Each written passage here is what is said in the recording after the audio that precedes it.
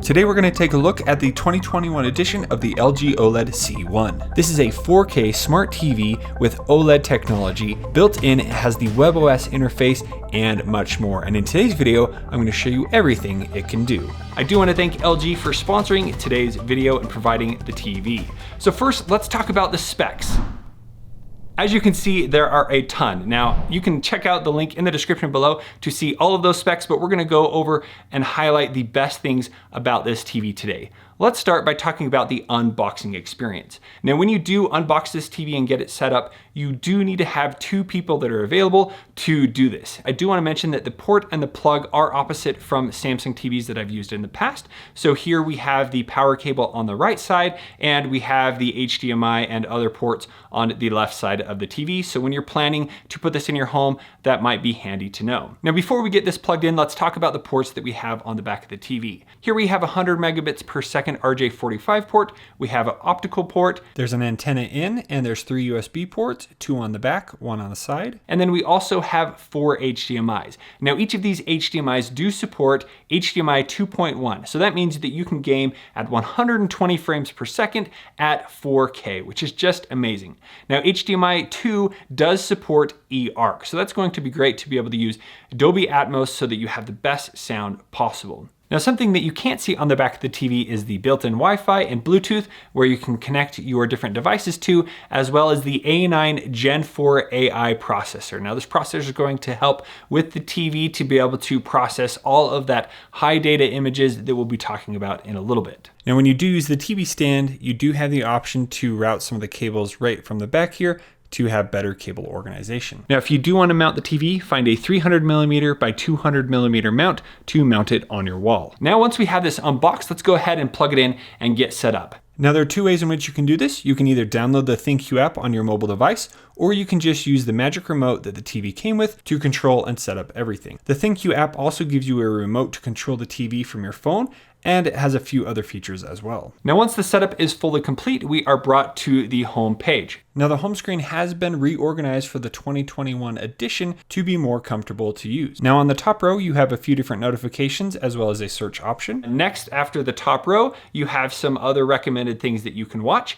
And then next, you have your apps row. Now, this can be customized. You just hold down on the apps you want to move, and then you can easily use the remote to move them back and forth. Or you can turn on Intelligent Edit, where it will automatically organize the apps based on your usage. Scrolling through this list, you'll see some of the top apps available. You can simply click on the app or go to the App Store to install those apps. So I'm going to download any of the other apps that I typically use, like YouTube TV, Vudu, and there are quite a few. Now, after the home row, the next row shows the different HDMI inputs that you can get to. You can also connect to media servers and other things that are connected to the device right here. Now, one cool thing that you can do is holding down the input button, it jumps right into the home dashboard app. And this will show you what HDMI you're currently on. You can quickly select other HDMIs, and you can set up your Apple HomeKit and other things right from this app. Now, back on the home screen, it is showing some other promoted content that we could watch. So here we have LG channels, which is pretty much TV that you don't have to pay for, that's included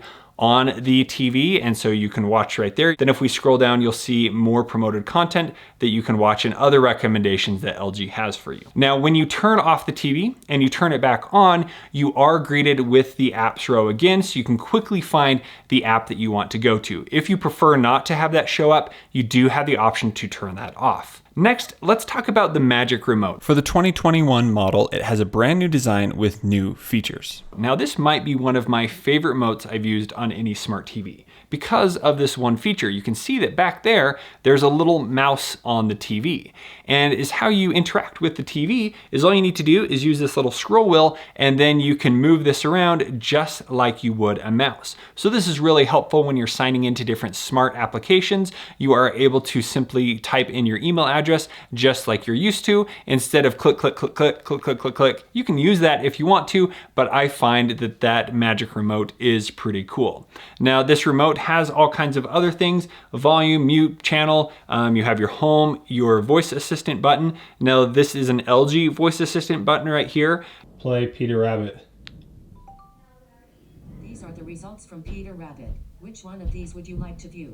You have your input button, back, settings, and then down here you have the option to jump right into Netflix, Prime Video, Disney Plus, LG channels, and you can also activate your other voice assistants like Google Assistant and the Amazon Assistant right from the remote. Now in the middle you do have the scroll wheel, and when you touch that, that's what activates the magic remote. And if you're trying to point directly at the TV and it's not working correctly, you just need to kind of move to the edge and then go back, and that will realign it. With the scroll wheel, it makes it super easy to scroll up and down the screen or through different menus. And if you want to scroll to the left and right, all you have to do is press the button down and grab it, and then you can scroll it that way. So I have found that magic remote and the scroll wheel to be super handy to have, but sometimes then I'm just using the D-pad function where you can push left or right and up and down. And so overall, I'm very happy with how the remote has worked. Next, let's talk about the smart home functions. So as I mentioned on the remote, you can instantly activate Google Assistant and Amazon. Now this works similar to the voice assistants on other smart TVs. So I just hold it down. How far away is the moon? And there you can see the assistant pops up at the bottom and it will respond to your request. And then you'll see the response pop up on screen. The same happens with the Amazon Assistant. How far would it take to drive to the moon? And there we can find out it's going to take us 3 days to get to the moon. Now you can control your different smart lights and other things, and even search through the TV. Now to unlock the full potential of the C1 integrating with your smart home, you do need to download the LG ThinkQ app. Once you've linked the OLED into the ThinkQ app, you can now control the TV all from your phone, which is pretty cool. You have the options at the bottom to scroll left and right and up and down, and then you can scroll through and you can see all the same options as you would have on the remote. Now to get these set up with your smart home, here in the Google Home app, we're going to link the LG ThinkQ app. We're going to sign into our account, and then that is going to add the TV into our home, where then we can control it from the Google Home app by turning it on and off, or we can control it by voice, which it's so nice that you are able to do this.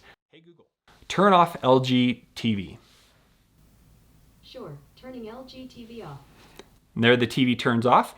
Now to set this up with Amazon Assistant, you're going to do the same thing. You're going to go into the Alexa app, you're going to go to the settings, you're going to go to skills, and you're going to search for ThinkQ and link your account. Once you've done that, you can now do this. Alexa, turn on LG TV. Okay. And now the TV has turned back on. Now with that skill in action, it only gives you the option to turn on and off the TV. But to enhance what you can do, you do need to use the Ask LG command, and then you can do all kinds of things like switch the HDMI, change the volume, and other things. So let's go ahead and try and turn up the volume. Hey Google, ask LG to turn up the volume. Okay, your TV volume has been changed. And there the TV was changed. Hey Google, ask LG to switch to HDMI 1.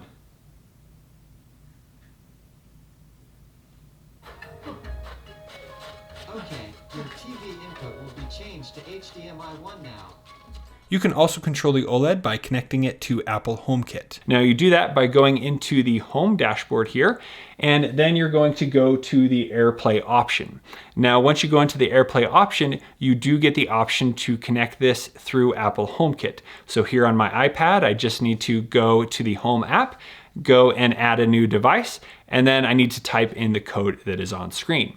Now, once I've done that, the TV has been added into HomeKit, and I can now power the TV on and off. And now I have the option to change to the HDMIs that are available. So you can integrate that with other things that you can do within Apple HomeKit. If you have a supported AirPlay device, you can mirror the screen onto the TV. So here I'm able to mirror my iPad right on the TV, and there is pretty much no lag at all. So scrolling through the iPad, you can see everything works so well, and then you could even play movies on there and it's going to play right on the TV. I know that's quickly been a lot of info, but let's take a quick break and check out the screensaver when you leave the TV alone. Now this is used to help your OLED TV last for a very long time. It can be adjusted in the settings. Now before we get into the fine details about this TV, one more thing to talk about is how thin this TV is. Now at the very bottom of the TV, there is a little bit of a base that's 1.8 inches thick, but at the top here, you can see it is just absolutely thin. Compared to my foldable phone, which is already very thin, this TV is even smaller than that. What do you think? I like that. thin that is. It's like a cracker. Snap it off. Smaller than a cracker. Oh my gosh. This makes me so nervous. Now it's time to talk about what makes the OLED TV different from all the other TVs and why the picture quality is so amazing. So with an LED TV, you have a screen where the entire screen is lit, and then certain pixels will show different colors, but no matter what, the whole TV has light coming through it, so even if it's black, you may still see a little bit of light. Well, with the OLED TV, every single pixel that is on the TV is individually lit. That means there's not a panel behind it lighting the whole TV. That means every single pixel can turn on or completely turn off. So when you have a dark video or something like that, it's not showing a pixel that's turned off with a backlight, it's showing a pixel that's off, so it's completely black. So this allows you to have some amazing contrast in colors when you are watching videos. I've used a Samsung phone for many years, and they use an AMOLED technology, which is a little different than the OLED in the TV, but Samsung has never expanded that to their TV lineup. That's why this LG OLED is so amazing, because you have that awesome pixel per pixel depth in color. So here you can see the black is perfectly black because those pixels are turned off, and it's only lighting up the other colors that it needs to get that wide range of color. Now, one of my favorite things has been the Dolby Vision IQ. Every TV I've had has never had that Dolby Vision, and I can say that it really enhances the quality of the picture. I just can't wait for movie night where we can pull up a new movie with the kids and we have that theater-like experience, probably even better than the theater screen here on the LG OLED, because it has such drastic colors and everything just pops and looks amazing. And when we're watching a movie, it is a brand new experience because it's colors and contrast that we have never been able to see before here at home. Now with that, this TV also has Dolby Atmos. So built in, it has a 2.2 system. So you have a left and right speaker in different channels.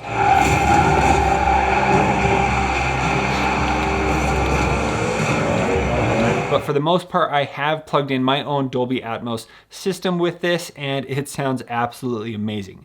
Now, I do want to mention that by default, when you plug in a Dolby Atmos system, in the sound settings, it did not recognize that I was using eARC. So you do need to go into the settings, scroll down a little bit, and enable the eARC option, and then you can have that full sound system. Now, one video option you have is Motion Pro. Now, this option allows you to reduce any blur on screen so that you have a really smooth picture. And this really looks awesome if you don't like to have all that extra motion blur while you're watching a video. Now, I wasn't able to test out Motion Pro. Now, this feature only does work on HDMI inputs, so you can't use the built-in apps, and nothing I have does support that. Now in the picture settings, you do have all kinds of options that you can adjust the picture to. So they do have their built-in recommended options, but you have a lot of different options available where you can do the best power saving option, you have the vivid option, cinema, and so many more that you can select from. And in the settings, there's all kinds of different things that you can adjust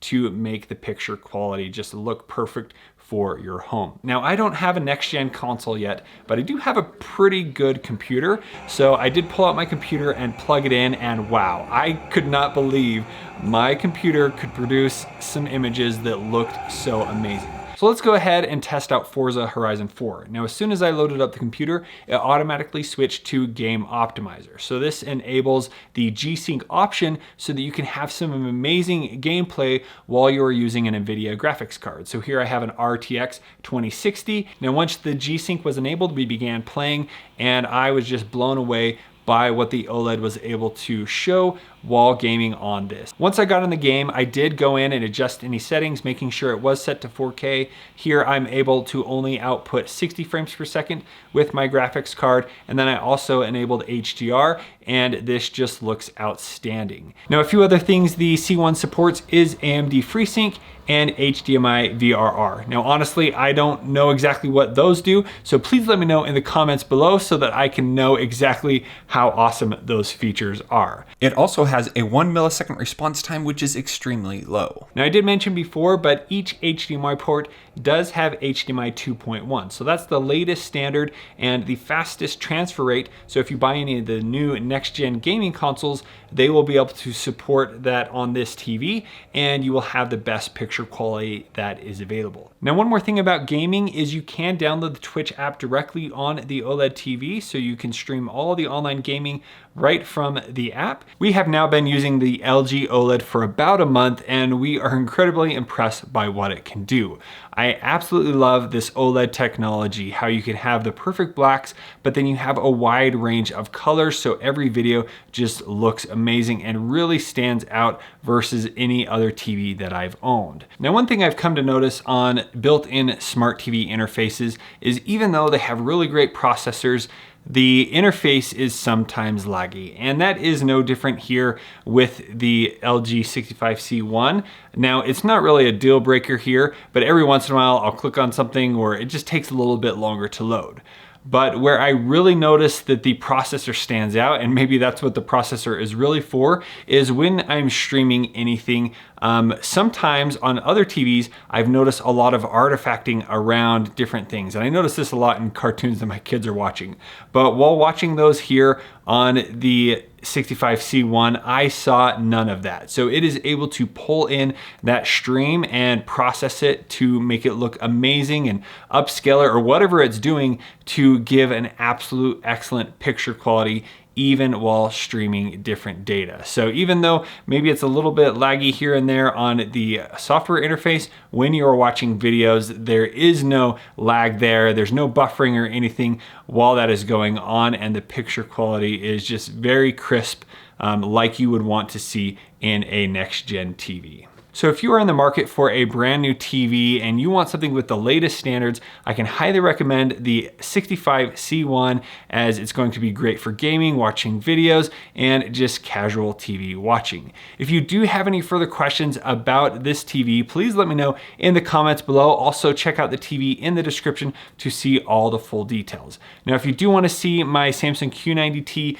QLED review, you can check out that video right here. Thank you so much for watching. We'll see you on the next one.